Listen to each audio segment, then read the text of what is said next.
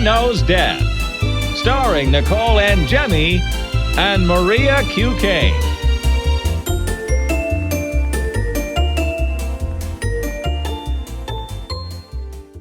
Hey guys, welcome to Mother Knows Death. I'm here with Maria, and we are going to get started with a very interesting story of the week. Our story of the week is about a 70-year-old woman that gave birth to twins. Can you believe this? No, that's why I chose this as story of the week, because it is completely outrageous. Apparently, this lady did IVF with her partner's sperm, and she used a donor egg. And for those of you that don't know what IVF is, it stands for in vitro fertilization. And what happens is that doctors take an egg and a sperm and they fertilize them or put them together, and they make what's called an embryo. And then they put the embryo inside of a uterus that then grows the baby in a pregnancy. And in this case, she used a donor egg. So it wasn't her egg, but it was one that she got from someone. And doctors put it in her, and she ended up getting pregnant with twins. So sometimes they put a couple of them in with the hopes that one of them sticks. But in a lot of cases of IVF, you'll have multiple births because sometimes more than one of them sticks. Sometimes a lot of them stick. So she was pregnant with twins, and she gave birth early at 31 weeks of gestation, but they were fine. They're healthy. They're alive. They were put in incubators and a little premature, but she gave birth at 70 years old. I will repeat, 70 to twins. Well, I don't know if you saw this too, but she actually had given birth also in 2020. So this is kind of a wild story because her husband had died in 1992, and she was considered what I found really sad to be a cursed woman because she had not had a child, and then she met her current partner in 1996. So their first child was born in 2020, and now she has the twins this year. And another really sad tidbit I found from this was she said that her partner had not visited her in the hospital since she had given birth. And she had stated that maybe he was not happy with the twins because sometimes men in her culture don't want to know how many babies because they get really freaked out by the responsibility of having multiples. So I thought that was the worst part of the whole story, honestly. It's having this miraculous birth and then your partner is just like, I'm not comfortable with this, so see you later. Yeah, I mean, I'm kind of against this whole thing. I just think it's completely ridiculous so you're bringing children into the world that you're 70 years old. You're bringing these children into the world, and now the dad might not want anything to do with them, isn't showing up, doesn't seem to be very supportive. I mean, the whole thing just screams bad idea to me. I don't want to say that because then they can't just put an age limit and say, okay, this person's too old to have a baby. But come on, 70 years old just seems, it seems not cool because like, what if something happens with her? Now these babies are premature. They might have lifelong issues because they were born premature. And the dad is like, doesn't seem to be really into it right now. It's not cool to do that, in my opinion.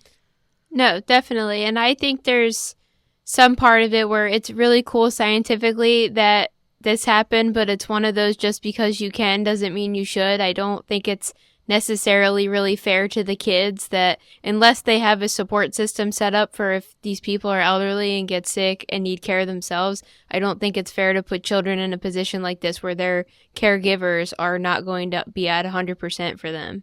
All right, so this week we had some interesting celebrity news. Do you want to get started with the first story? Yeah, so first we have 90210 actress Shannen Doherty. A couple years ago in 2015, she had been diagnosed with breast cancer. She had later said she was in remission, and then in 2 years after that, so in 2017 she went in remission, and then 2019 she had announced that it had come back, and now it is at stage 4 cancer. So can you explain for everybody what the stages of the cancer are and how it is now spread further into her body? All right, so originally she was diagnosed, now she's 52 years old, so she was diagnosed in 2015 with breast cancer, and she said, I don't know if she actually said what stage she was diagnosed with, but she had a mastectomy, which means a surgical removal of the breast, and she also had chemo and radiation. So to me, that indicates there's 4 stages of cancer, the first being the least invasive, and then the 4th being spread all over the body. Just on the fact that she had chemo and radiation, I would say that she had a more advanced stage at the time of diagnosis, because sometimes if your stage was stage 1 breast cancer, they would do surgery and that's it. You might not need chemo and radiation. So the fact that they're adding those extra things on means to me that it was probably at least spread to a lymph node or something, or just like a little bit of a bigger tumor. So that was back in 2015. She had her treatments, and then 2 years later, she said she was in remission. And we like to say that there's no evidence of cancer on the staging, but to say that a person doesn't have cancer anymore after treatment is just kind of not something that people say anymore. And in 2019, she said it had come back. And this time it was metastatic breast cancer, and it was in her brain. So what happens is, she shows up to the doctor and she has this history of breast cancer, and she goes and she was probably having some neurological symptoms. They did a scan on her head and saw that she had a brain tumor. Now, they have to do surgery to take a piece of the tumor out to determine if it's a new tumor that grew or if it is metastatic breast cancer, meaning that the tumor that originally started in her breast spread to her brain. So when they did that and she had this brain surgery, did you read about what happened with the husband and all that stuff? Oh, no, I didn't even see Oh, yeah. that. So apparently she was married to this guy, and like right before they were wheeling her in for surgery, she found out that they were getting divorced and he had been having an affair for 2 years prior to that, which is just, it is really terrible. It's just so terrible. So she had this brain tumor removed. Now, I have to say that when they remove a metastatic brain lesion, that's not really getting rid of it. They basically just took it out to just see what it was. Saw it was breast cancer. So then she started getting additional treatment for stage 4 cancer, which means it has left the breast and it's now elsewhere in the body. And breast cancer typically likes to spread to the lymph nodes first, and then it goes to the brain and the bones commonly. So she has all that. And it's important to say that there's no cure for stage 4 breast cancer, but they can treat it and they could kind of like get it under control so she could live a couple more years. Obviously, she's already lived since the diagnosis originally in 2019, but now she's saying in 2023 that it's in her bones. So just to give you some statistics, when you have stage 4 breast cancer, the survival rate is about 20 to 30%. Of people live 5 years or more. And then on average, a person that has metastatic breast cancer only lives about 1.5 to 2 years after they're diagnosed with it in their bones. But that's an average, so we could just keep our fingers crossed that maybe that won't happen with her and she'll be able to stay alive longer. Yeah, I think considering she has a really good outlook on life, I didn't even know that stuff about her husband. So I'm like, wow, you're extra positive considering your husband sucks. And what a douche, right? Who would do that to somebody that's like going through cancer? Total jerk. So I think it's really awesome. She's going to be talking about her journey on a new podcast she has coming out today, actually. So I would really be interested in listening to that, because I think she has a really good perspective on life. And I think it's really nice to listen to somebody going through a trauma like this, and if you have things going on in your personal life, to kind of be like, wow, that person can still have a really good perspective on the rest of their life. So what can I do to kind of have that for myself as well? Yeah, that's totally true. I mean, she's 52 and she's not stupid. She knows that this is not good news. And to just not be in the corner crying is pretty admirable, I would say. And I love her. Absolutely. You weren't a 90210 kid, but I was. That show came out in like 6th or 7th grade, and it was just, it just was I was obsessed with it. And I keep meaning to talk to someone that watched 90210 as much as I did as a kid, but I could have sworn when she played Brenda in that show that she had some scare, that she had a lump in her breast, and then she went to the doctor and it turned out to be a benign thing. But I just think that's like a little weird, given that she ended up really having breast cancer as an adult. That's a horrible example of life imitating art, you know? Yeah. And maybe I'm totally wrong. I really feel like I remember that episode, but I was in 6th grade, so I don't really know like what was happening. But well, maybe we should go back and watch it together now that I'm old enough to appreciate the show. And then I'll be like, I can't believe I was watching that when I was 12, because it's probably definitely very sexual. Let's talk about this Squid Game actor. Did you ever watch that show? No, I have no idea what it is. So it was this huge show that came out during COVID, and I never watched it, but I understand the premise to be it's that people that are in severe financial debt kind of play this really violent game against each other and kill people, and sometimes they're killed, and whoever wins the game has all their debt erased. Oh, okay. So during COVID, it was, it was a super stressful thing to be watching. I was more of a Tiger King during COVID type of person. Yeah. So yeah, I never really watched this because I was already anxious enough during that time. But anyway, this 7-year-old actor who was on the show, his name's Jeffrey Giuliano. He was having renovations done at his home in Thailand when this total freak accident happened. And one of the construction workers dropped a chainsaw. It bounced across the floor and hit Jeffrey in the foot and cut 2 of his toes off, his big toe and the one next to it. Does that have a scientific name? I'm not sure. Second toe. The second toe. Okay. So he had the wherewithal, despite bleeding a lot and being in so much pain, to grab the toes, brought them to the hospital, and had a surgery done, and they put him right back on. So yeah, and it is crazy. He was saying that he was bleeding so bad, which it is to be expected, and he was smart enough to just put them in a paper towel and wrap them up. So what happens is, in cases like that, if they believe that the toes are still viable, they will reattach them. And then he'll have to go back in to get another surgery just to make sure that they took. Because a lot of times, if they can't get the blood supply connected, then the tips of the toes will end up dying and they'll have to get amputated again. And I've seen that a lot, where a person gets an amputation and they try to reattach it, but they had a failure of the reattachment. But there's also plenty of cases where it works and it's successful. And not that... we get toes in pathology all the time, so plenty of people live without them. You don't need them to live, but you wouldn't believe how crazy it would be walking to lose one of your toes. Just that it really balances you. So he's still going to have a lot of rehabilitation just because he had this surgery and amputation and everything. But if it sticks, he should be fine. But I guess that's why in the article it says it's crazy that he was on this show that was rather gruesome, and then this actual gruesome thing happened to him in real life. Yeah, we're definitely seeing a lot of examples of that with the stories today, so it's definitely a bizarre turn of events. But let's get into an update we actually have from, I believe it was our 2nd or 3rd news episode. We covered this story of Brandy Mallerie, who was on extreme weight loss. She had been found dead in a Chipotle parking lot, only 40 years old.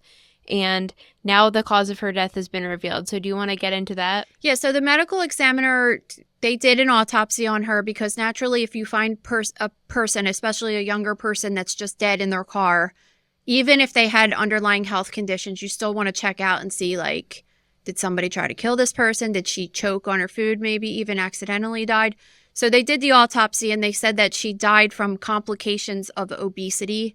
And I personally don't accept that as a cause of death, because that's not normally when you fill out a death certificate, especially because they're being used for statistics, you want to put the exact thing that caused the death. And when you have comorbidities associated with obesity, you can have really high blood pressure and hypertensive heart disease. You could have liver disease. You could have all sorts of different pathology going on associated with obesity. So let's say, for example, she had hypertensive heart disease or hypertrophic cardiomyopathy, just saying her heart was really big.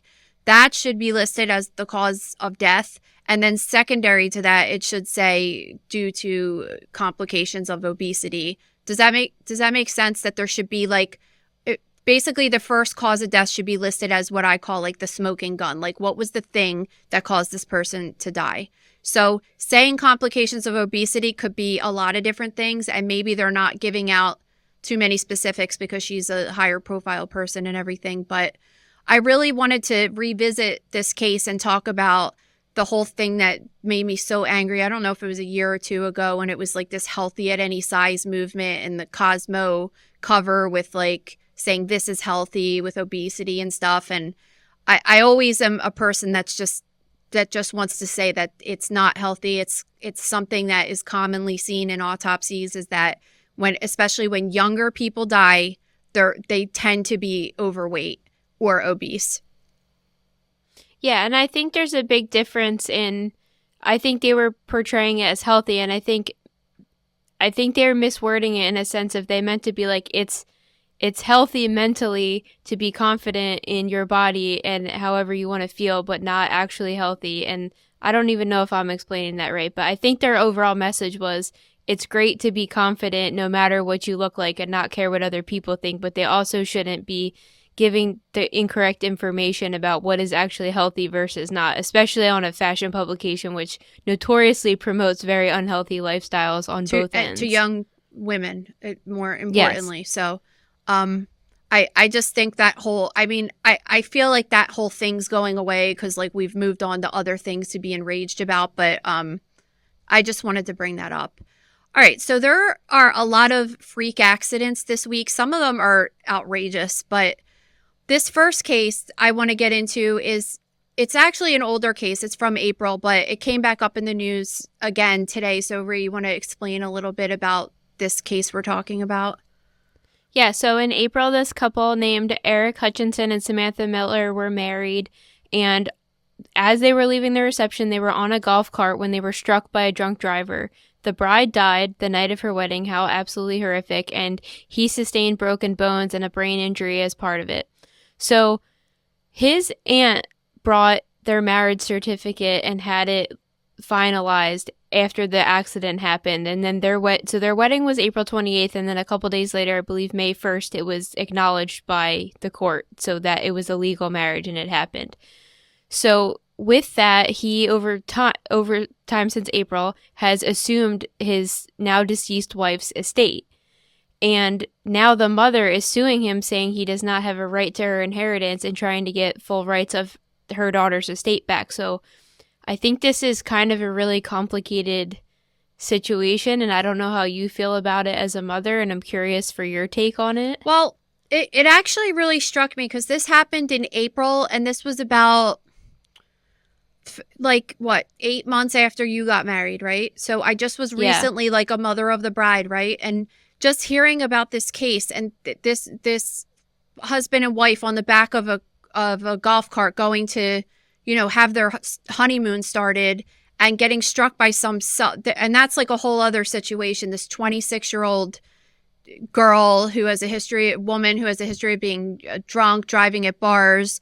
There's all these lawsuits now with the bars that served them because there was video footage and everything of this girl being served when she shouldn't have been served. And that's a whole other situation. But she crashes into the golf cart, and this woman who is still in her wedding dress dies at the scene. I mean, think about that. Think about being the parent of this child and I'm sure the husband was really out of it and probably got taken right to the hospital, so he might not have visually seen that. But I know at least one of her parents did, and it's just completely awful to even think about.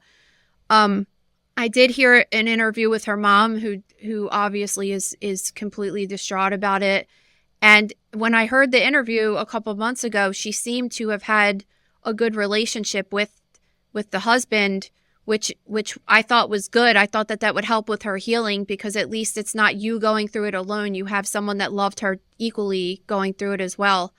But now I see this story in the news this week, and it's just really upsetting to think that these people lost their loved one in this way, and now they're fighting over money.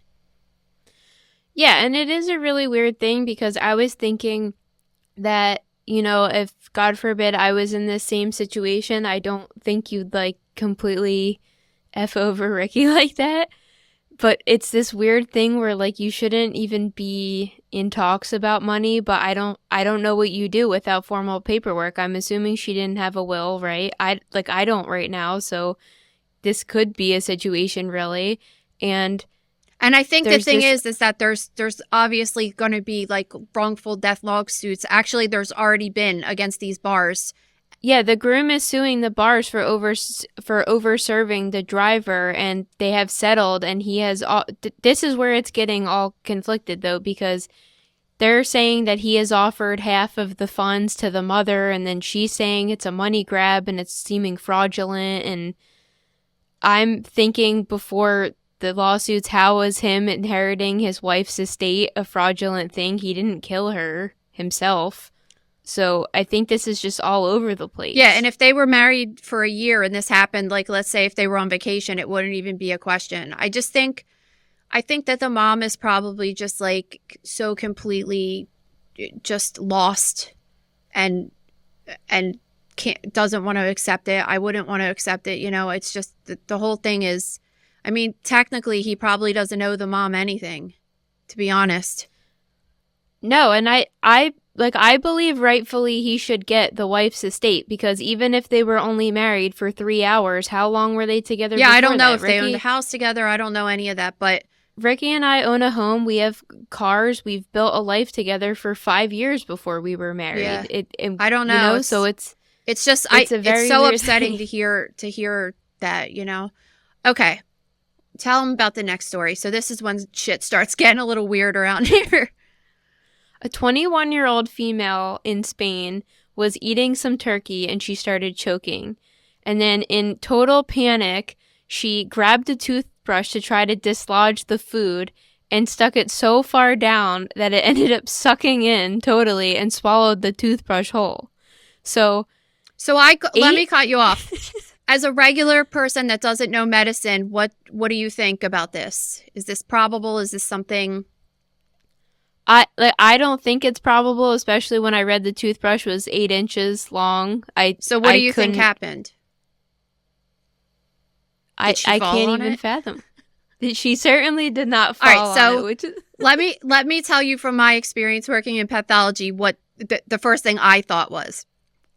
I have received things in pathology, including a butter knife, which is about the same size as a toothbrush, probably. But wait, let me sidebar really quick. A butter knife is one smooth stick. Like, it doesn't have something coming off of it still. You know what I mean? Like, that's more plausible to me, a butter knife. Okay, well, I've gotten a butter knife, pens, pencils. And do you know what cases that I got them on every single time? Rectal foreign body. No. I've gotten them removed from the esophagus because they're from people that have eating disorders and bulimia, and they use it because they've lost their gag reflex, and it's a common foreign body that is found in people that are bulimic that throw up. Okay, I thought you were going with that maybe she stuck it up the other end and it got stuck, and this was the story she was trying to put out. No, that's I know you've never seen the inside of a body like that. I know you've seen the inside of a body, but not anything that I've ever really described to you, but that would be physically impossible. But yeah, it did go down her throat and she did swallow it, but I call bullshit on this story personally because I've seen this so many times of getting these foreign bodies removed. So the same thing happened with her, that they went in, did an endoscopy, and they were able to pull it out and they didn't have to do surgery or anything to remove it. I mean, I guess anything's probable. Maybe this story is real, but like, it's. So your conclusion is she possibly had an eating disorder and had worn away her gag reflex. Yes. And then she was trying to get it out, and therefore all went down. If you want to talk about when the most common time that you would see this in a hospital setting where a foreign body had to be removed that was 8 inches long from the esophagus, that would be the situation. Okay, well, I would have never figured that out on my own. So thank you for clearing it up. And I thought you were going to go on the total opposite and say she stuck it up her butt or something, and then was like, I don't know. But I've never gotten an actual toothbrush from someone's butt, but I have gotten a travel toothbrush holder. You know the toothbrushes happen. It has to be one of the more common things. Yeah, I've never gotten one, just the holder. Before. And there was no toothbrush in the holder. Well, where did it go? All right, so speaking of weird foreign bodies. Okay, in Vietnam. This is like not even one of believable. My favorite stories this week. No, another non-believable one. A 35-year-old male in Vietnam was having severe headaches for 5 months. So let me put that timeline in perspective for you. In late November, he goes and has a CT scan, and they find a pair of chopsticks in his skull. They're just like, dude, like, we just did this scan and you have chopsticks in your skull. So how did they get there? Yeah, and then he's like, I don't he's like, wait, I don't really remember. And then he goes, wait, I did get into a bar fight a couple months ago, but I don't really remember. And I think he said that he was stabbed with, didn't it say that he was like stabbed with an unusual item, but he didn't know what it was or something? Like, oh yeah, there was that time I got in a fight a couple months ago and someone stabbed me in the head, but I don't remember what it was. So do you want to explain for everybody listening how it, if they can't visualize it, how exactly it got up there? I have no idea. I don't know. Up his nose, maybe? It's saying up his nose. Yeah, I don't know. I'm hoping that the fact that he can't remember this can be attributed to the brain trauma that he received from having chopsticks in his skull.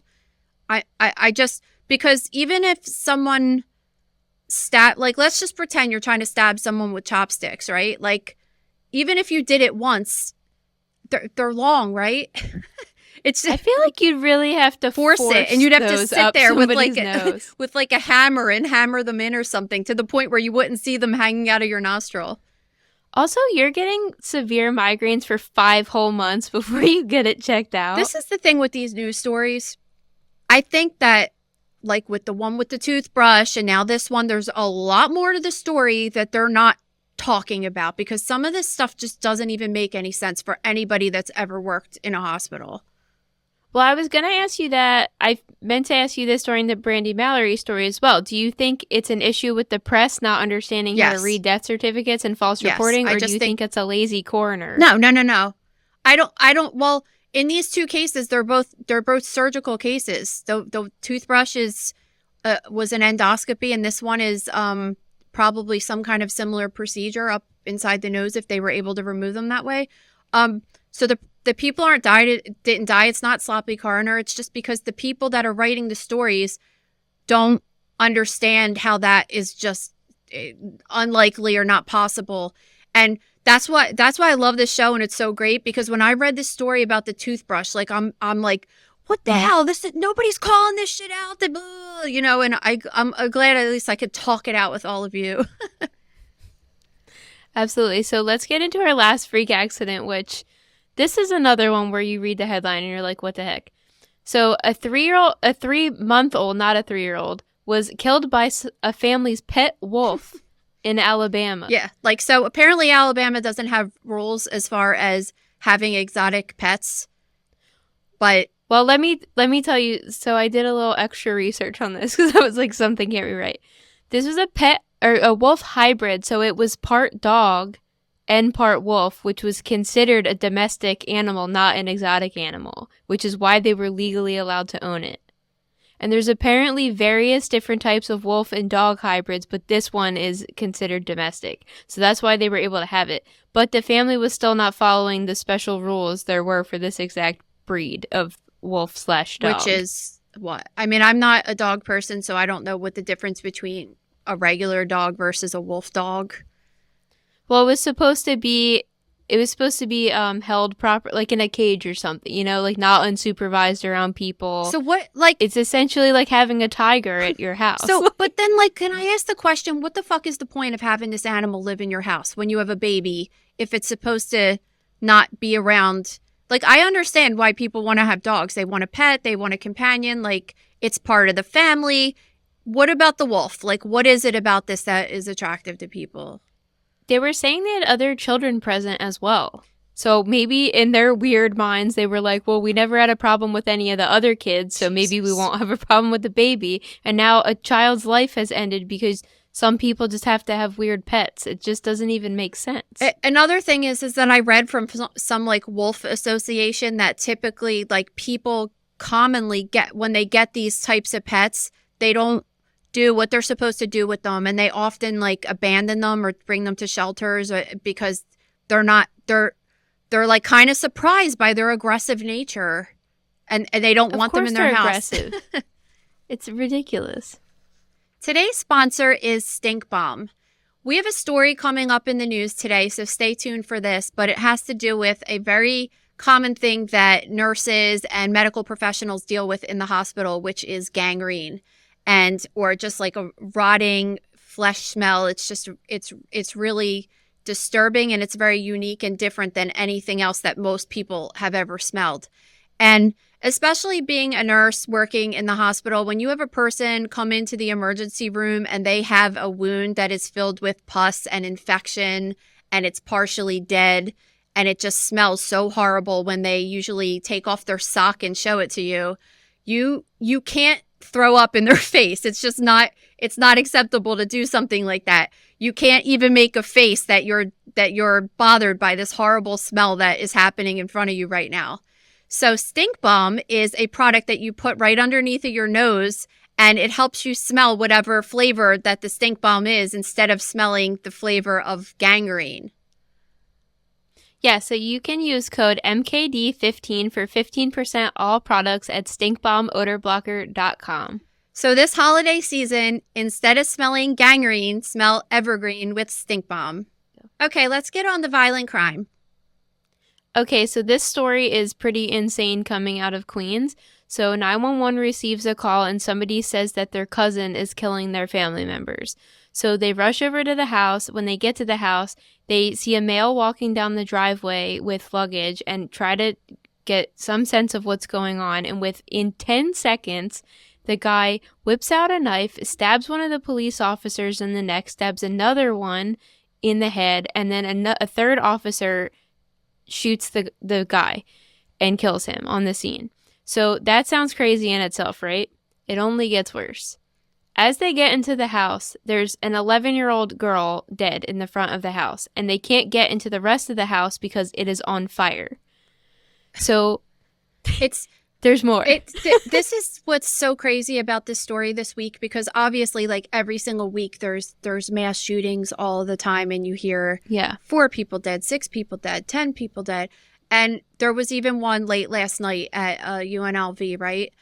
And it's just terrible to hear about that. But usually you're hearing these mass murders are occurring because of people with guns. But we also have to remember that you can kill a lot of people with a knife too, especially like those cops were probably not expecting that when they showed up. I mean, it's very unexpected, and it was just like that they could have gotten killed. I mean, if you know where to stab somebody, I'm saying. So it is a reminder that people, it's not just a gun issue, because people kill people with other weapons too. So yeah, definitely. And think that all went down in 10 seconds. Do you think they had any idea what was about to happen? I mean, you're saying that the 911 call said that someone was stabbing people or something, or they were on alert that somebody was stabbing, but I don't think they were prepared for it to go down quite. Yeah, like I mean, that. maybe they didn't even think the guy that was in the driveway had anything to do with it. I mean, I feel like if you're a police officer, you're always kind of on edge a little bit to think that someone's trying to hurt you at any time, but it just happened so fast, and you have 2 police officers that are there with guns, and this guy was still able to stab both of them. And I mean, getting stabbed in the neck, I'm assuming that they missed a major artery, because otherwise that cop could be dead right now. Like, they could just go down that quick. Totally. So there's even more to this story. So they get the fire out, and then they discover a second victim now that was alive and in the hospital getting treatment.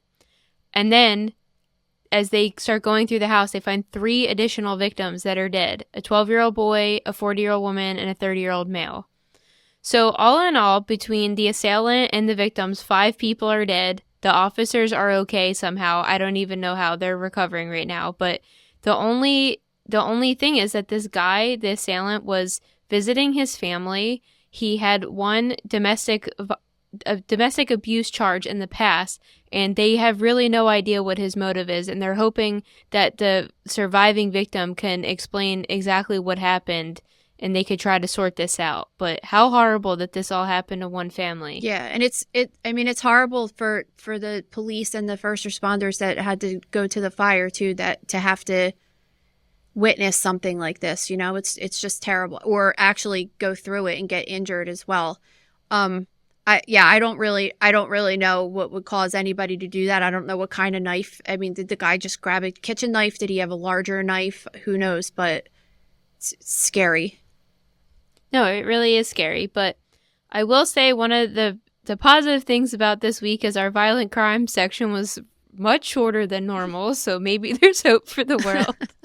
But let's start with our medical stories with there's a new syndrome being displayed that they believe is tied to fentanyl. So they've been studying some babies that have been having these unusual characteristics or very specific characteristics of having like a small head and a small body and a cleft palate. And the specific symptoms that these babies are having are indicative of like a genetic syndrome usually. So they work up all these kids and they find out that they don't have a genetic syndrome. So they're trying to say, well, why do all these kids kind of have these similar things? Like that's what researchers tried to figure out. Like, what is it in common with all these kids? Because do you remember like a couple years ago, there was like this Zika virus that was a mosquito-borne illness and these babies were being born with microcephaly. Like they have to figure out what is causing things to try to pinpoint. And in that case, it was a virus that they were able to link it to. In this case, they think that all of the mothers who were pregnant were actually using fentanyl at the same time. And they believe that they might be onto something, that this is a syndrome associated with pregnant mothers who use fentanyl. Just like you would see there was a fetal alcohol syndrome. Certain babies have characteristics of being exposed to alcohol in utero. So for those of you that I don't know who would be unfamiliar with fentanyl at this point, it's on the news multiple times every single day. And fentanyl is an opioid drug, but it's a synthetic one, which means that it's man-made.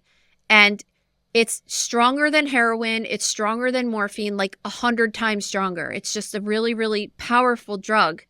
And it was originally created as a pharmaceutical to be used in real patients. And it has been a lifesaver for so many people, specifically like if you're dealing with end stage cancer and you're getting ready to die, you might have had a family member or something that's used fentanyl because it relieves pain for people that are in like the end stages of horrible pain.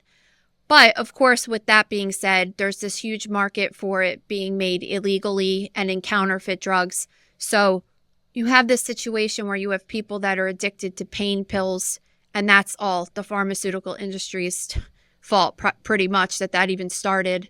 But now you have people that are addicted to Percocets, and now they're doing all of these like rollbacks that are, people can't get them from their doctors. Okay, fine, but they're still addicted to them and they still want them, so now they're buying them illegally.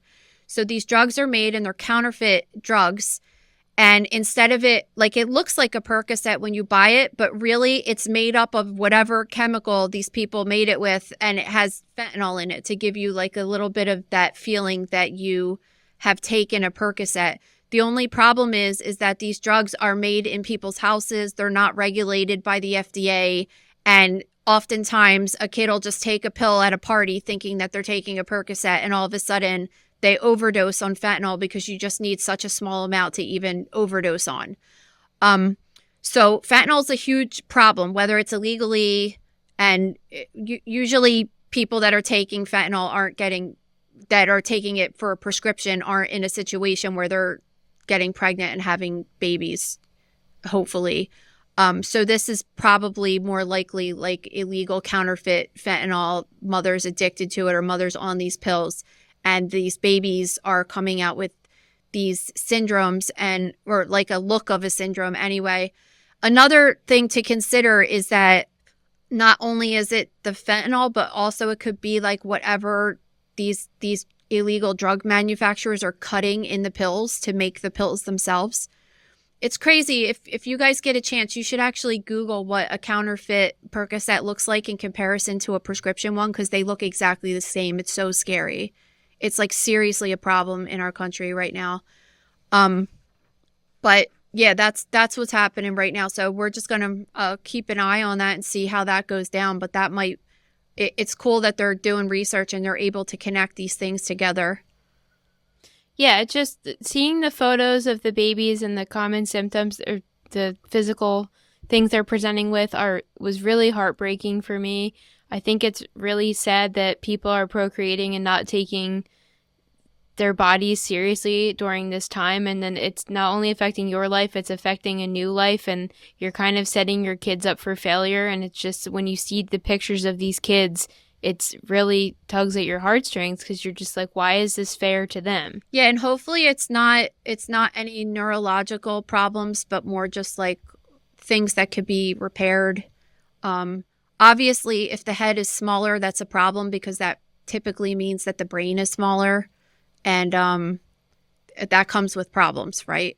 So, I mean, I've been seeing this like my entire career of people getting placentas, because in the hospital we would get a lot of placentas. Anyone that a parent was doing drugs, but people are always doing drugs, so always had placentas from a parent that was on some kind of drug, whether it be cocaine or heroin or anything. And it's really upsetting. All right, next case.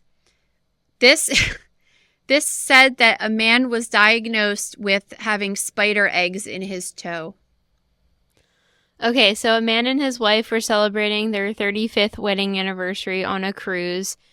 He said they were on land in Marseille in France, and that's when a spider bit him.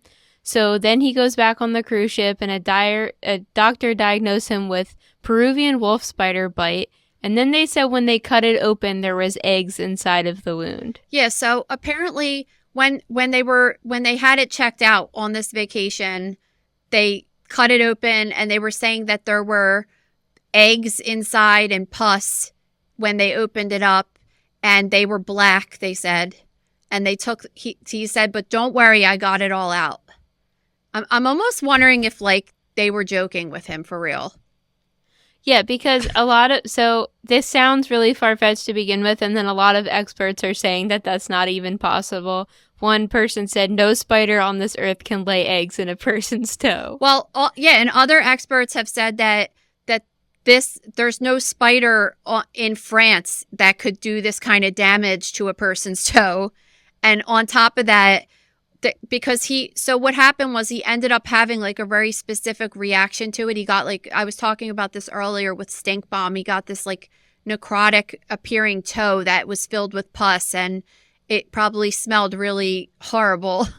But they're saying that these spiders, that they have venom to like paralyze a fly. That's what their venom's designed to do. It's not going to cause necrosis in a human toe.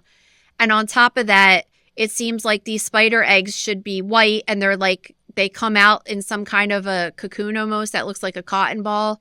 And it would take some time for that to happen, not like a quick bite. They just don't think it's possible that it even happened.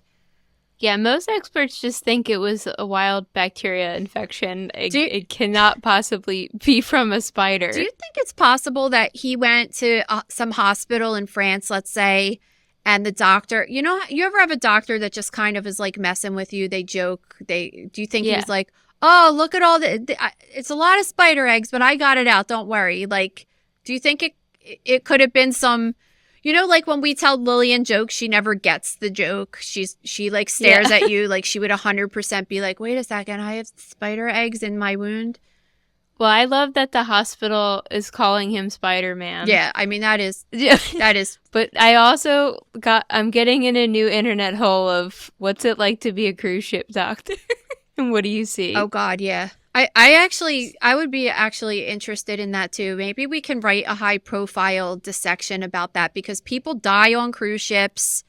Like, if someone dies on a cruise ship, do they finish the cruise ship? Do they send it back? Because they have a morgue on the cruise ships. They actually have refrigerators? Yeah, they do. Oh, that's so cool. I just heard this recently, actually, because so many old people go on cruises in retirement. I wonder how many bodies it could accommodate. I just really have questions about this. I think that this would definitely be a good high profile dissection, but it would also be a really good interview to have somebody on to tell us exactly how it goes down beginning and end. Yeah, I'm just curious because let's say you're set for like a 5 to 7 day cruise and someone even gets appendicitis. Like, what do you do with that person? Does like another little boat show up and take that person to the hospital? Because they're not set up to do surgery on the boat, obviously. They could. Well, do you know that for a fact? Maybe they have a little mini hospital I just can't. system in I could totally see that they could handle something small like a spider bite or some kind of weird toe issue, but to actually have I just don't, I don't know. I would say that that's not likely, but I could be wrong. We're doing the deep dive. Exactly. All right. Our last medical case is about a woman who was found dead at a bus stop outside of a hospital. So this story is kind of strange and doesn't add up a little bit. So this woman called her aunt and said she was going to the hospital because she woke up with bad stomach pains and felt like she was having trouble breathing. And the aunt is saying she had been in and out of contact with her. It took her the girl 8 hours to go back in the emergency room. And after the aunt heard she was going back in the room, she stopped hearing from her. So they hadn't heard from her the next day, and they thought maybe she had been admitted and couldn't get in touch with her. And then the following day, so 2 days after she goes to the hospital, they get a call from the coroner saying that the girl was found dead at the bus stop outside of the hospital. How old was this woman? Did it? I feel like I wasn't sure that it said. I don't think it said, but from some of the photos in the article, it seemed like she was probably around my age, like mid 20s to mid 30 range. So what's kind of suspicious about this is they put up all these the family put up posters around the bus stop asking if anybody had any information, and two witnesses came forward saying that they had seen hospital staff wheeling an empty wheelchair back into a van and a person wrapped in a blanket at the bus stop. So I guess what they were alluding to is that the hospital staff like dumped her off at the bus stop outside in a blanket and then put the wheelchair back, and then they left her out there to die, kind of. And then somebody found her dead the next day. So I would hope that something like that would never happen, but something like that has happened before. The hospital put out a thing that was basically like, hey, we treat people, and then when we see they're not in an emergency anymore, we discharge them. So I don't know. But what's the extent of kicking them out? Like if she was seemingly fine in their opinion and they were like, we're discharging you, and she was refusing to leave, are they going to physically roll her over to the bus stop? Yeah. I mean, what are they going to do? Let her move in? I don't know. I just don't know what the protocol is to deal with something like that. So she dies, and then they're saying her blood alcohol level was at 0.33%, slightly higher than therapeutic dose level of tramadol, an opioid used to treat severe pain. So the family's thinking that she drank a lot, maybe to blind her pain when she was at the bus stop. This story is just kind of like... Yeah, because I feel so they're saying that she was dropped off and then acquired alcohol from somebody else and drank away her pain at the bus stop, but didn't call anybody to come get her. And I don't know. I'm not saying either side's right, the hospital's right, or the family's right. I'm just very confused by what happened. I was most confused to like where the alcohol came from, because I feel like if she was... I'm not sure. Again, I don't want to speak because I don't work in the emergency room, but I feel like if she was really drunk, they might have like held her for a little while to kind of, they wouldn't just let like, because they could get in trouble for that if they let an intoxicated person like leave like that without knowing that someone, like think about this for a second. Let's say like you and your husband go to a bar or something, and you get like really drunk and you end up going to the emergency room for whatever reason, you're throwing up, whatever it is, and then they just say, she's drunk, and let you leave, and like like I didn't come pick you up. Say I'll take care of her, I'll take her home, like, and you walk outside and stumble out into the street and get hit by a car.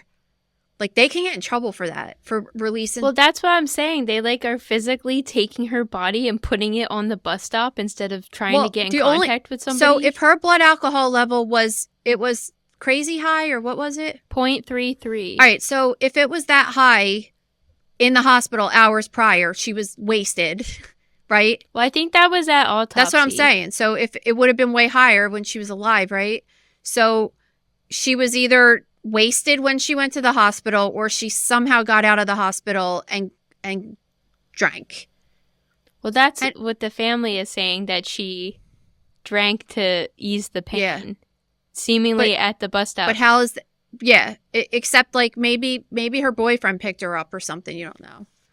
Well, her cause of death was listed as acute and chronic substance abuse. So I don't know if we're ever going to get clarity Yeah, on so this story. I mean, acute though means that something happened that she that contributed to her death that was recent. So interesting.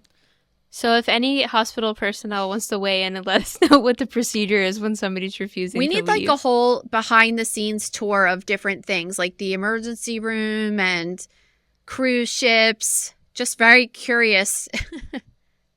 Yeah, we should. Okay, but let's finish up with some other death news. First, we have unbelievable, another hospital staff worker accused of necrophilia. Can you even believe 2 stories in 2 weeks with this? Yeah, apparently, I mean, unfortunately, this happens, and I don't know what it is about. If it's something that the person is just so desperate to have sex with a person, or if it's like actually a fetish. I don't understand what it is. But this guy is a 46-year-old security guard. So depending on, like, one of the hospitals I worked at, I was the person that was in charge of the death. So, like, I would release the bodies to the funeral homes, and I was in charge of taking bodies in and out of the fridge. But usually when a person died, like, one of the nurses from the floor would take the body down to the morgue fridge. And security really didn't have anything to do with deaths in the one hospital that I worked at. In other hospitals that I worked at, the security dealt with all of the dead bodies. They released them to the funeral homes. They dealt with all of them. So that was probably more than likely the case here. But this guy's... Yeah, they said that was their protocol. It was a hospital in Phoenix, and it was standard procedure for security guards to wheel the deceased into the morgue. Yeah, so the most disturbing part was, I guess, that other people that worked in the morgue came down, went to the morgue refrigerator, and it was locked, like, from the inside, and they thought that was really weird. And there was some kind of window in the morgue refrigerator. Some of them... Like, we had one at one of the morgues I worked at, because sometimes a family would want to view the body, and we didn't really ever use that, but that's what the window was there for. And the employees saw through the window that he was kind of... First key is that the woman was I think that she was lying on her belly, right? Like, she was up... Well, she was out of the bag, unzipped. Like, yeah, but how was her belly. body positioned? Didn't it say that she was, like, face down? Yeah, so she was uncovered, whether she was in a bag or under a blanket or something, and she was face down. Yeah, like you would never, ever, ever put a person face down in the body bag. And the reason for that is because you have something called lividity or livor mortis. When you die, all of the blood from your blood vessels kind of falls down to dependent areas. So normally, if you die in the hospital, it will go to your back, and you lay down. And when you're in the hospital, that's the typical lividity pattern that you would see is on the back. You don't want to put somebody down face down, because the lividity is going to happen on their face. And lividity looks like a really deep, like, reddish purple color. So think about this. This is a 79-year-old lady. She might be having a viewing, might be getting a funeral. And that would be really hard for the funeral directors to cover that dark pigmentation in her face if she was having a viewing. So you would never, ever put a person in upside down in a body bag. So when I read this story, I kept thinking about this for myself. Like, okay, if I walked downstairs and saw this happening, like, what would I think? And I would instantly be like, what the fuck is going on? This body is, like, not supposed to be like that. And it can't... Well, not only... It can't, like, accidentally get upside down. It's a dead body. Yeah, and it wasn't only that, but he was profusely sweating. His pants were unzipped. His belt was on the table. Like, what else are you going to say? Except he said he had a medical event and passed out and was using the table to help, and she just happened to flip over. And they're like, yeah, okay. So they report him, and then this is what also is concerning. Did you see he was charged with 5 counts of crimes against a dead person? Well, is that towards the same person? I think because they said that this happened, they were able to determine what date this happened. And then they said because they saw it on video footage. So I'm sure that they went back and were looking at footage of, like, how many times he was going in there and how long. Because, like, really, the morgue refrigerator is cold. It's like, open your refrigerator. It's cold, right? When you go in there, and you have to go in there all the time to, like, check to see if a body's in there. A funeral home might call and say like, hey, I'm coming to pick up so-and-so. And then you say, yeah, they're there. You want to just check they're there because sometimes they're on the floor or whatever, just so like a funeral director doesn't waste their time going over there if they're not ready yet. You go in there to take the temperature. You go in there for all sorts of reasons, but it's cold. So you want to get in and out as fast as possible. It's not somewhere where you would just hang out because it's uncomfortable to be in there. You kind of like run in and you're like, oh my God, it's so cold. Let me do what I got to do and get out. So if they're looking at a video of this guy entering the morgue refrigerator and he's staying in there for like 10 minutes, you would just be like, why is this guy in here for 10 minutes even? Like it would never be necessary. Especially security really should be going in, putting the body in there, maybe signing a logbook and leaving. Like there's nothing they need to be doing there. They're not doing autopsy or anything. It's just like that's probably what happened. And they probably were able to see that he's done this multiple times, I would say. It's disgusting. And we talked about this last week too. So then it's like they have to tell the family. I wouldn't even want to know if this happened. I wouldn't How either. horrible. Could you imagine that? Like getting I just can't even I can't imagine that. I can't. I feel like that would ruin my life more than grieving my dead loved one. It's so gross. And what a gross person. How wouldn't you be completely mortified that your face was all over the news saying you were having sex with a dead old lady? Like, it's just so bizarre to me. It doesn't even make any sense. It's definitely a fetish thing people have, and it's really, really gross. Okay. Woman still alive in a body bag. This happened in Brazil. A 90-year-old woman was pronounced dead at the hospital, and then 2 hours later, a crematorium worker, as it says, was shocked to discover that her body was still warm, and when she lifted up her arm, it fell, which, can you explain why that's a red flag? So when the person that was working at the crematorium, that person knew what time that this woman died. So certain things happen to you when you die. Your body gets really stiff, which is called rigor mortis. And that's because if you want to just sit there right now and like put your arms up and just flex every single muscle in your body, like your arm is just like really, really stiff. And that happens because the energy is released from your cells, your muscle cells, and it causes all of your muscles to flex. And that's something that like I would expect to see most of the time if I'm doing an autopsy. Like somebody will die one day, I come in the next morning, and then you see that. So it was very unusual to this crematorium worker that her body was kind of like loose and she felt really warm. And that happens. I've done an autopsy after a person dies and they come down within an hour after they died. And I actually don't like doing an autopsy on someone that's warm because it really freaks me out a little bit. I would typically actually put them in the fridge for a couple hours and like let them cool down a little bit. But you would still expect to see certain things, and it would trigger you right away because you're used to dealing with dead bodies that are cold. So if you touch someone that feels like you're touching grandma's hand, you're going to be like, what the fuck? Like, it's just going to trigger something's not right. So yeah, he opens it up and then he finds that this 90-year-old lady was actually still alive in the body bag. Brought her back to the hospital. Brought her back to the hospital. She was in extremely poor health, and then she died pretty shortly after. But the first time they're saying she died from a UTI, and then the second time they're saying she died from septic shock. Yeah, I love that they were like her second death certificate.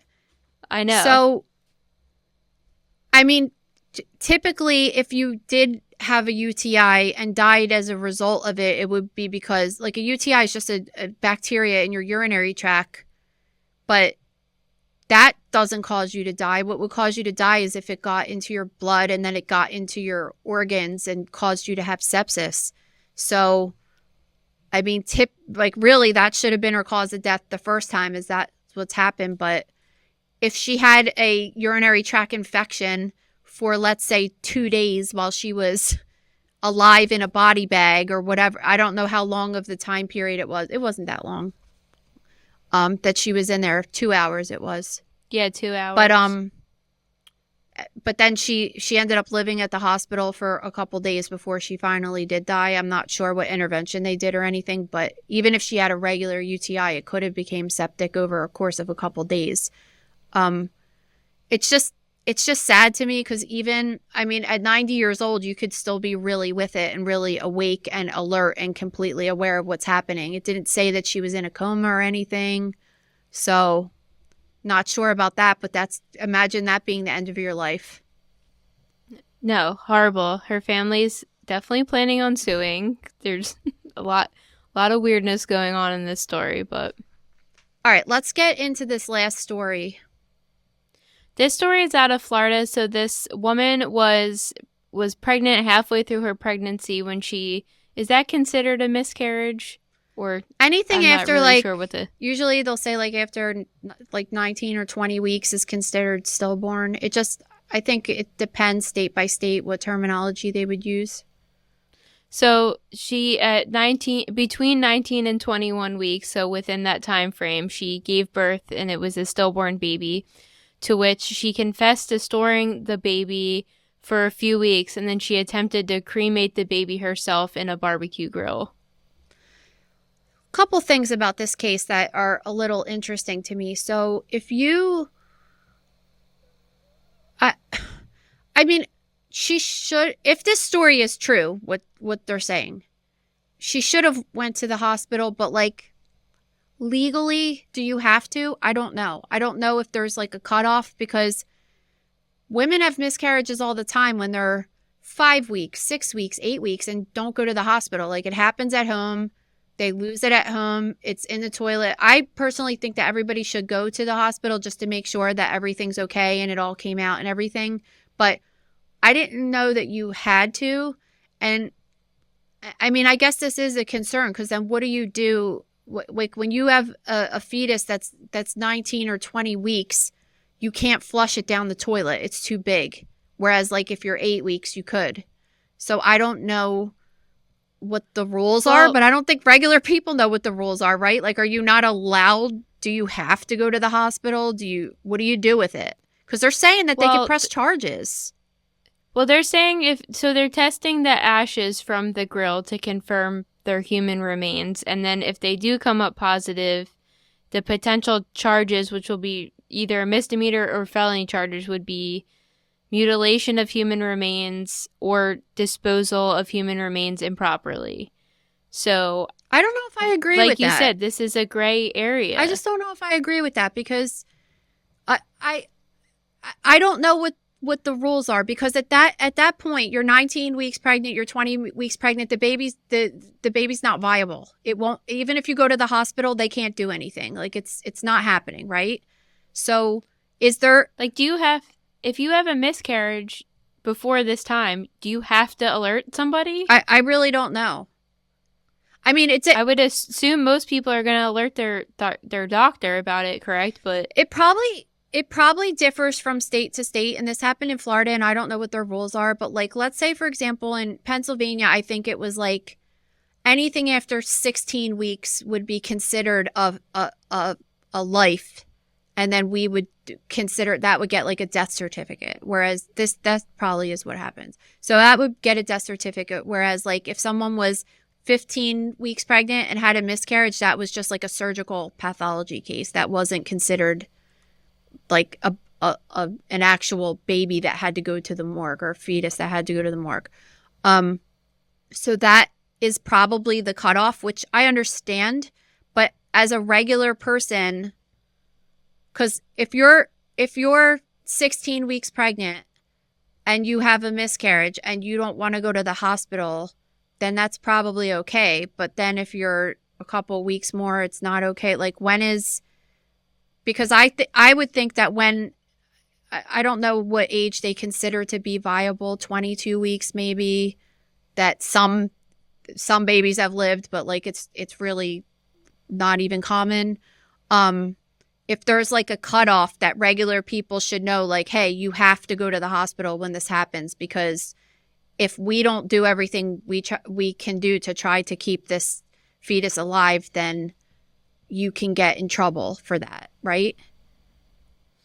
I don't know. Like, I guess we just need somebody that knows. I'm just thinking because like a lot of women have emailed me over the years. Like I never went through this personally, but a lot of women have emailed me over the years and told me that they've had miscarriages and they don't want to go to the hospital, or they want to keep the fetus. They ask me like how to preserve. I think somebody just messaged me the other day asking me how to preserve a fetus. And I always encourage people to go to the hospital or to the doctor just to get an ultrasound to make sure that all of the products came out, because you could get an infection and other issues with that. But I think that people do that.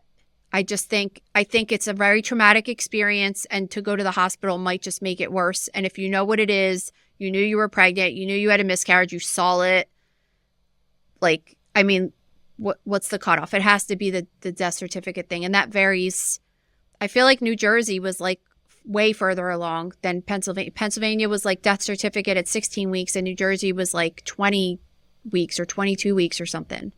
Well, I guess there's no point in keeping speculating about it until we get an answer. It's just interesting. I'm going to write down all these questions I have about things today, because I never dealt with it on this end of like law enforcement end. You know what I mean? Like, I don't know. I just would assume that listen, like I'm not condoning like putting your baby on the barbecue grill. Okay, I think that's a little weird. It's all weird. It's weird for sure, but. I think it could be a result of serious trauma that's not dealt with. So we just got to, I think there's a world in which we got to cut this lady a break a little bit, because, a lot of people don't go through situations like this and don't understand how they would handle it. Not that it was right, just she might not have had the mental capacity to realize even what was going on. So let's get into our questions of the day. Every Friday on the Mother Knows Death Instagram, we post a little question box in the story, so you could ask your question if you want to be featured on. This week we had so many questions, so we tried to whittle it down and not cut any people out, but there was a lot to go through. So first, this is from a med student, and they say, I'm indecisive between pathology and forensics, so what are your views on both? I think it's good that if you're a medical student and you love pathology and you love forensics, that's actually going to work out well for you, because you have to do a pathology residency anyway in order to become a medical examiner or to get to be a forensic pathologist. So I think that this is just a decision that you could make yourself when you're in your residency. You're going to know right away, because you get to rotate everywhere. You do autopsy, you do go to the medical examiner's office and do autopsy, and then you do clinical pathology and anatomic pathology. And while you're in your residency, you're going to start saying like, hey, I really like this, or I don't like this. And oftentimes it's like when you walk in, you think you like one thing and then you end up liking another thing. And at that time, you'll be in a residency for pathology for like 4 years. And then during that time, you could decide, okay, I'm going to do a fellowship, which is additional training in forensics or in anything, blood bank, whatever you want to do. So I think it's just good that you like that whole scene, because you're going to be able to get a taste of all of it once you start as a resident. Okay, next. Working in the medical field, is there any activity that you would never do? For example, ride a motorcycle? Yes, I would never ride a motorcycle. I used to ride a motorcycle. I had a scooter, and my dad had a motorcycle my entire life, and I would go on it from time to time, and I never really thought much of it. Heard of people here and there dying in a motorcycle accident, but once I went to the medical examiner's office, I was kind of mind blown about how, especially in the summer, I was mind blown about how many people die every single day that are on a motorcycle. So hell no, I won't go on one. My husband always jokes with me from time to time and says he wants to get one. And I tell him that he's going to die at work every single time he goes to work. So he's not allowed to have a motorcycle. It's really the only thing that, well, he also wants to skydive too, which I'm like, it's not happening. But it's like the only rules I have. But yeah, that for sure. I don't know, Ray, is there anything else that I'm like kind of crazy about like that? Well, I'm thinking of activity, so I think you kind of nailed them all. Because the only other thing, not activity per se, is smoking. But well, yeah, we could get into that way later.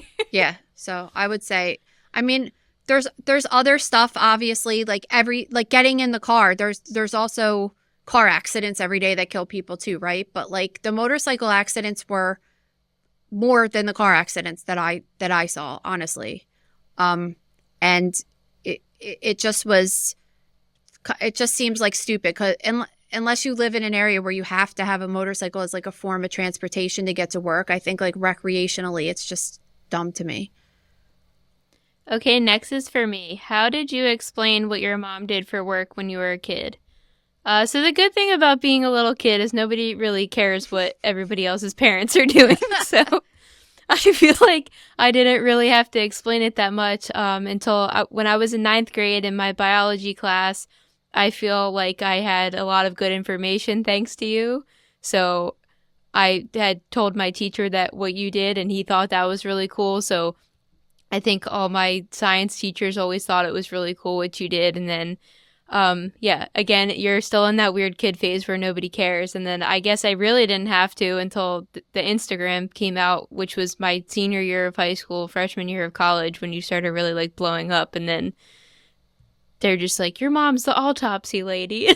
Like, yeah, because that's the weird thing, that all these like news stories and stuff start coming out, and then all of a sudden it goes from me going to work every day to like, okay, our cousins and our neighbors saw an article about me, which was a little weird at first. Yeah, it was weird. I think a lot of people used to be like, your mom's the funeral director, and I'm like, no, she deals with dead people, but not in that way. People still think that. Yeah, so that's that on that. But next question. How about international collabs with other PAs? Yeah, sure, I'd be into that. I think in other countries, I'm not sure that there is exactly a profession of a pathologist assistant. I don't know how things work anywhere else except here. Well, it'd be cool if somebody reached out. Maybe we could have a guest spot in the gross room where somebody kind of explains something that happens would here be cool, and how they do it differently. I am interested. I mean, ultimately, it's like there's going to be people doing the autopsies and doing the same thing as me. I'm just curious of the process there. Okay, what's your diet like after seeing so many obesity-related deaths? Are there foods you avoid? I'm a big person that I don't avoid any food. I just do it in moderation. So I eat everything. I eat ice cream. I don't really eat fried food, but it's not because I'm scared of it. It's just because I don't really like it. So I don't have a lot of fried food. I eat a lot of fish at least a couple times a week. That's like a big thing that I think is important, but I understand people like don't like that. But yeah, I think that everything is fine as long as you just don't eat it all the time. So you can't, like for my kids, for example, the sugary drinks are like a huge factor. And I don't want to take soda away from my kids because they're just gonna like smuggle it in the house behind my back. But so I say, okay, you could have soda when we go on vacation, and when what are the rules? Like vacation, holidays, and someone's birthday. So that's like a lot of times a year for us, but between all those different things. And they ask me all the time. But right now I've had like 3 or 4 cans of Coke in my fridge for 4 months that they haven't touched. So I'm just kind of, you're drinking water all the time unless it's like one of these special things. And they seem to be okay with that.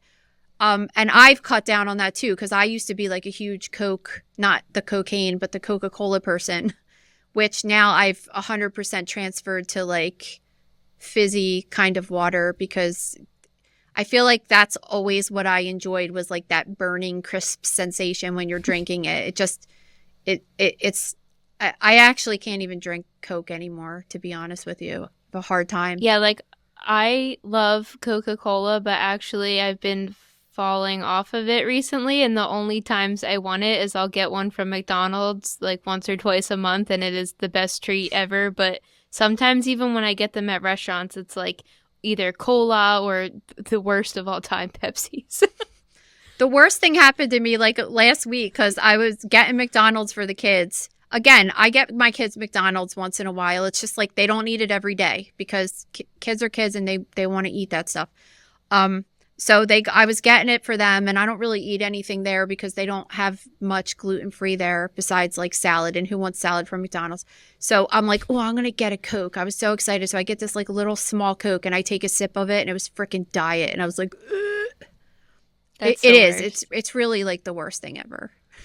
Okay, so next is you introduced me to Dr. Fitzharris and Caleb Wilde. What other books would you recommend? Oh, we have so many good books.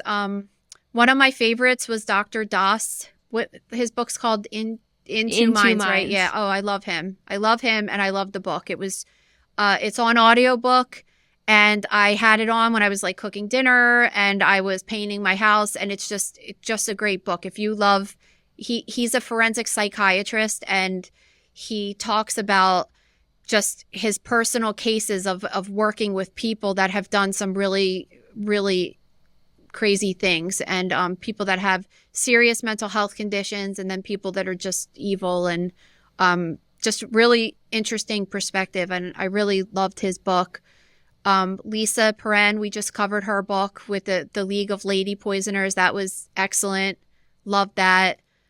I really liked The Ice Pick Surgeon by Sam King. Yeah. We read earlier this year too. That was a really awesome book about kind of like horrible things that happened in science to get us kind of where we are today.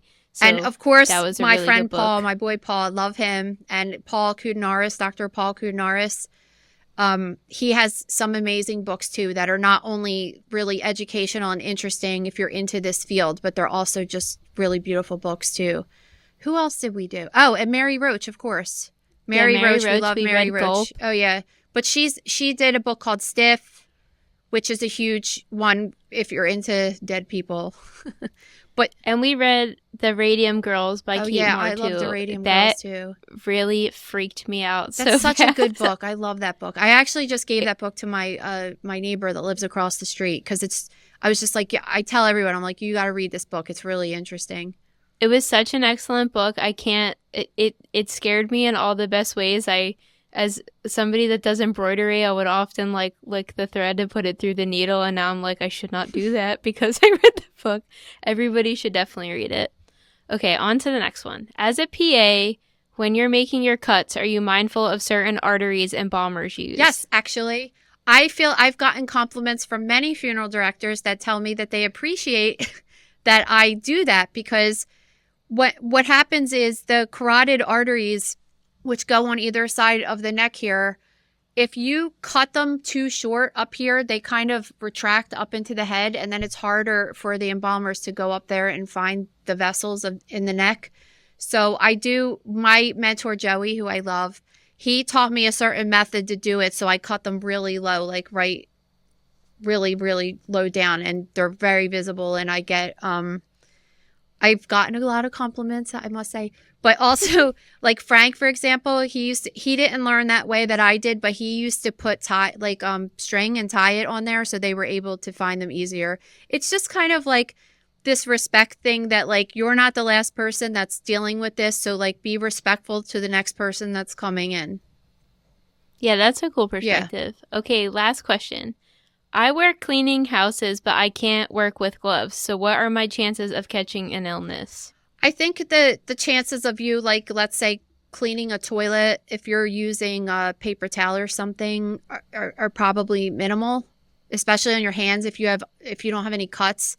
I would personally say my biggest concern is the chemicals that you're having on your skin. That would be the biggest concern that I would have in that situation, especially even like bleach spray, that foaming bleach spray or anything. I guess you wouldn't get it on your hands spraying it, but then when you go to clean it up, even if it's mixed with water, it's really not good to have bleach on your hands like that. So that would be my concern. And then if you break down the skin with the chemicals and then you start getting cuts on the skin, then you're breaking down a barrier, which then can increase the chance of you getting like some kind of bacterial infection. But I don't think... I think the probability, if you're asking, like, are you going to get herpes off of someone's toilet seat? It's like, I guess it's possible, but it's not probable. Yeah, it's definitely good to think about because I always try to wash my hands like as often as I can if I'm cleaning with chemicals and stuff. Or I try to get like more natural ones, but those don't ever work that well. So that never really works out. But thank you guys so much for your questions. Don't forget every Friday on the @MotherKnowsDeath Instagram to leave them in the story. Definitely check for it if you don't see it. It'll be there at some point in the day and will be up for 24 hours. So ask any questions you might think of. And also, don't forget that it's holiday season coming up and you need to have my book because it's really awesome. It's a really inexpensive gift for yourself or for someone else. And you can order a book plate on the website, which is a little sticker with my signature or whatever you want me to write on it within reason. Don't ask me to write anything super crazy, but I've written some pretty crazy things. So if you want to personalize the gift, then I could get that out to you before the holidays too. So you could go right on our website. It's thedoramoder.com/book. Yeah, and I have all the links in the website or in the episode description, so yes, you could find them all there.